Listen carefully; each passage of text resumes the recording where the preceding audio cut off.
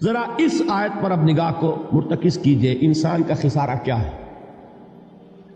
دیکھیے، سب سے پہلے میں آپ کی توجہ دلاؤں گا، ذرا آنکھیں کھول کر قلب حساس کے ساتھ نوع انسانی کا مشاہدہ کیجئے۔ کیسے کیسے دکھ، کتنی تکلیفیں، کتنی محنت، کتنی مشقت ہے جو ہر انسان کا مقدر۔ قرآن مجید میں ایک مکمل سورت ہے، سورت البلد، اس میں اللہ تعالیٰ نے متعدد قسمیں کھا کر ایک بات کہی، لا اقسم بہذا البلد وانت حل بہذا البلد ووالد وما ولد لقد خلقنا الانسان فی کبد۔ ہم نے انسان کو مشقت ہی میں پیدا کیا، یہ مشقت ہر انسان کا مقدر ہے۔ لوگ گھروں کو چھوڑ کر آئے ہوئے ہیں، کہاں کہاں انسان جاتا ہے، یہ اس دنیا میں محنت اور مشقت۔ ہاں، ایک مغالطہ ہو جاتا ہے کہ شاید یہ محلوں میں رہنے والے جو ہیں انہیں کوئی مشقت نہیں، انہیں کوئی دکھ نہیں، حالانکہ حقیقت یہ نہیں ہے۔ جو جتنا امیر ہے آپ دیکھیں گے اس کی جسمانی مشقت کم ہے، ذہنی کوفت زیادہ ہے۔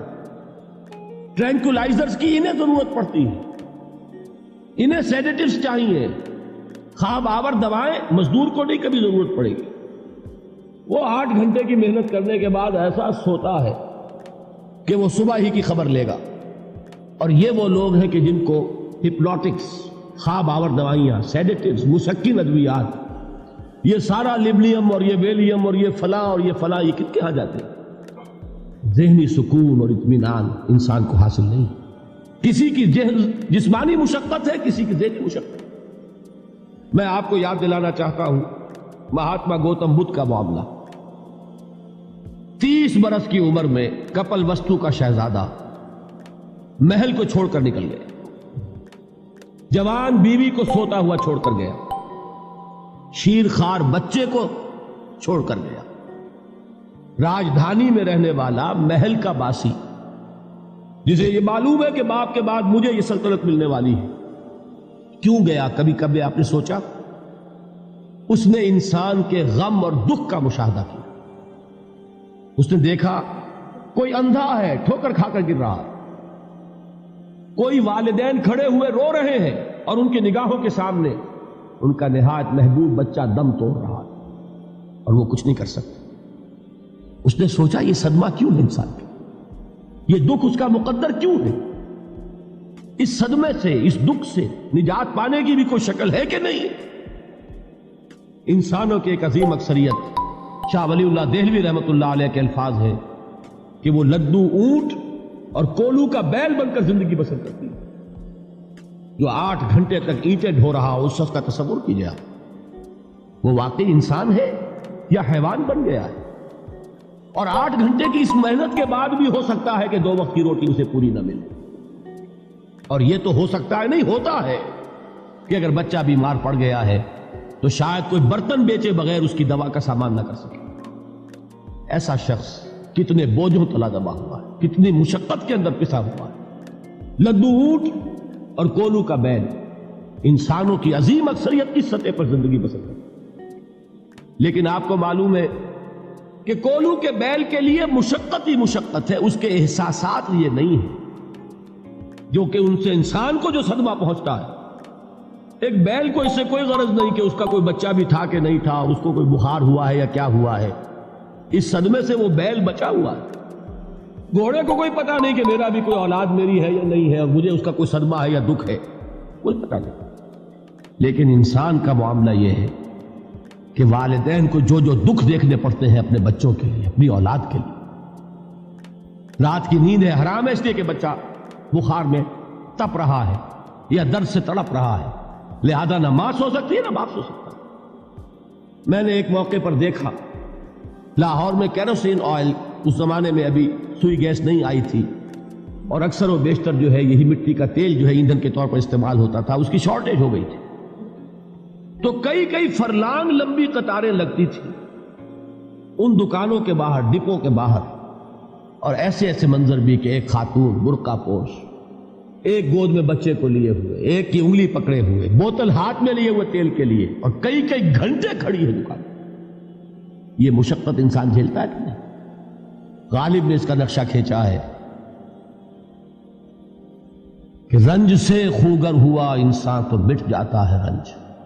مشکلیں اتنی پڑی مجھ پر کہ آسان ہو گئی. ہم بھول جاتے ہیں، ورنہ واقعہ یہ کہ قلب حساس ہو اگر، اور قید حیات و بند غم اصل میں دونوں ایک ہیں. موت سے پہلے آدمی غم سے نجات پائے کیوں؟ اچھا یہ تو ہوا لقد خلقنا الانسان فی کبد. حیوانات کا معاملہ ایک اور اعتبار سے آسان ہے. ان سے کوئی محاسبہ بھی ہے کیا؟ کوئی جواب دہی بھی ہے؟ کوئی ان کو اللہ کے حضور میں کھڑے ہو کر اپنے اعمال کا حساب بھی دینا؟ نہیں. انسان کی یہ ٹریجڈی ہے، یہ المیہ ہے انسان. اس کو بھی قرآن مجید کی ایک سورت میں قسمیں کھا کر اذا السماء انشقت، اس کے بعد کیا فرمایا؟ یا ایھا الانسان انک کادح الی ربک کدحا فملاقیہ. اے انسان، تیرا المیہ، تیری ٹریجڈی اس سے کہیں بڑھ کر ہے. تجھے صدمے پر صدمے جھیلتے ہوئے، مشقت پر مشقت برداشت کرتے ہوئے ایک روز اپنے رب کے حضور میں بھی کھڑا ہوگا، جواب دہی بھی کرنی. اس دن کے حساب سے، اس دن کے احساس سے جو بڑے بڑے ہماری امت کے عظیم جو گلے سرسبد ہیں، ان کا یہ حال آپ نے پڑھا ہوگا. حضرت ابوبکر صدیق رضی اللہ تعالی عنہ وہ ایک عجیب کیف کے عالم میں فرمایا کرتے تھے، کاش میں درختوں پر چہچہاتی ہوئی چڑیا ہوتا جس سے حساب کتاب نہیں ہوگا. کاش کہ میں گھاس کا تنکا ہوتا جو آج ہے اور کل آگ میں جلا دیا جاتا، ختم ہو جاتا، اس سے محاسبہ کوئی نہیں. وہ جس کے احساس سے کہ حضرت عمر جو ہے اپنے انتقال کے وقت سخت بے چین تھے. ان کے بیٹے حضرت عبداللہ ابن عمر رضی اللہ تعالی عنہما نے ان کا سر جو ہے وہ اپنے زانوں پر رکھ لیا تو کہا نیچے ڈال دو. ایک عجیب بے کلی اور بے چینی. انہوں نے کہا ابا جان آپ کیوں پریشان ہیں؟ آپ تو عشرہ مبشرہ میں سے، آپ کو تو اللہ تعالیٰ نے جنت کی بشارت حضور کے ذریعے سے اس دنیا میں دی.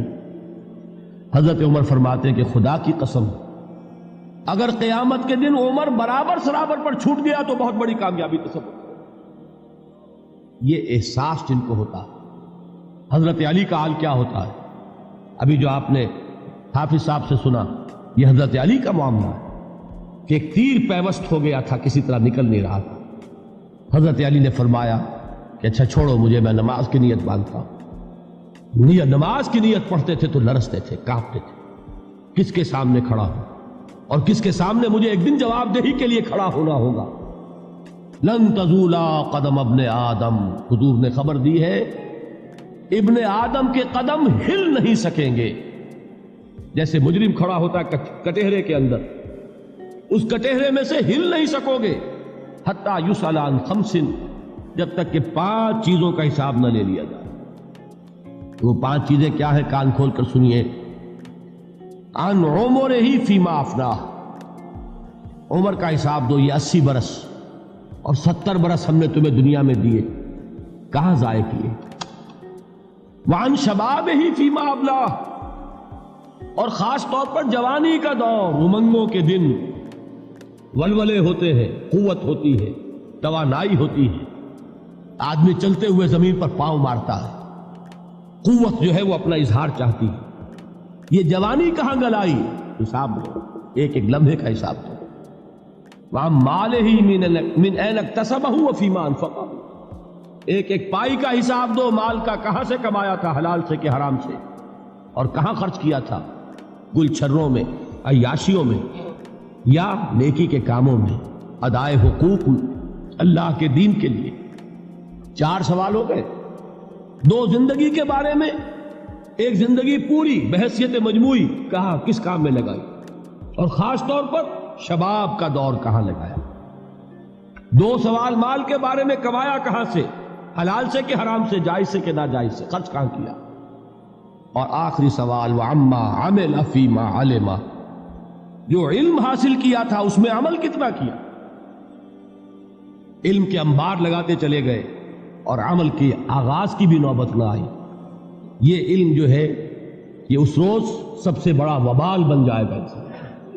اتنا علم اور عمل کچھ نہیں، بجائے کہ کریڈٹ کا ذریعہ بنے یہ الٹا ڈیبٹ کا کھاتہ بن جائے. یہ جواب دہی کا احساس ہے کہ جس کی وجہ سے انسان کی ٹریجڈی جو ہے وہ دوہری ہے. کوئی حیوان اتنے بوجھ تلے نہیں. مشقت کی، محنت کی، اس زندگی میں ختم ہوئے، اس کے بعد کوئی محاسبہ نہیں.